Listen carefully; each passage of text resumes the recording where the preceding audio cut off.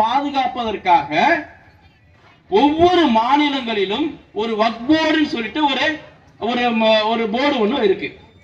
அது இந்தியாவை பொறுத்தவரையில் 30 மாநிலங்கள்ல இந்த வக்ஃப் போர்டு இருக்குது.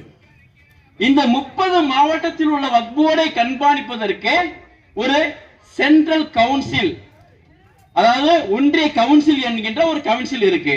அதுல 22 உறுப்பினர்கள் இருப்பாங்க.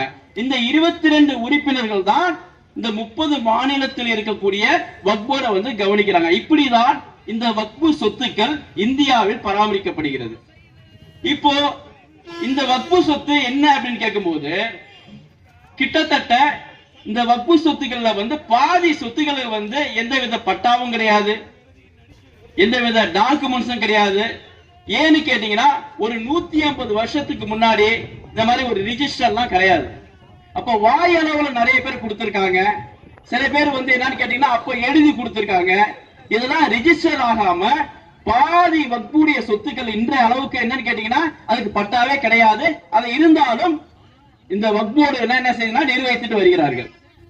இப்ப இந்த மாதிரி ஒரு சூழல் இருக்கும் பொழுது இதை சரியான கோணத்துல பராமரிக்க வேண்டும் என்று 3 தடவைகள் வக்ஃப் திருத்த சட்ட மசோதாக்களை இந்த கவர்மெண்ட் அரசாங்கம் கொண்டு வந்திருக்கிறது.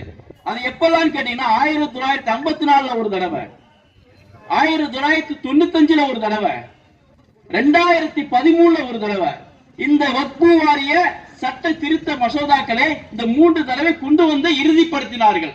இதுக்கு எதற்கு இறுதிப்படுத்தினார்கள் என்று சொன்னால், இந்த சொத்துக்கள் எல்லாம் நம்மளை விட்டு போயிடக்கூடாது, இந்த சொத்துக்கள் எல்லாம் நம் சரியான முறையில கொண்டு வரணும், யாரு யார இந்த சொத்துக்கள் எல்லாம் அவங்க இடத்துல அவங்க அனுபவிச்சுட்டு இருக்காங்க, இதை எல்லாத்தையும் பிடித்து கொண்டு வந்து இது சரியான முறையில கொண்டு வரணுங்கிறது காரணத்துக்காக வேண்டி இந்த திருத்த சட்டங்களால் நிறைவேற்றப்பட்டது. ஆனால் இன்றைக்கு நிறைவேற்றப்பட்டிருக்கின்ற திருத்த சட்ட மசோதா என்னவென்று சொன்னால், நம்ம பொதுச் செயலாளர் ஹாஜாகனி அவர்கள் திருமலை வாசல்ல வந்து இந்த நடந்த அந்த தீனியாத்துடைய திறப்பலாப்ப பேசினாங்க. அதுதான் அதை ஒரு சிம்பிள் 2 வரியா சொல்லிட்டு போனாரு.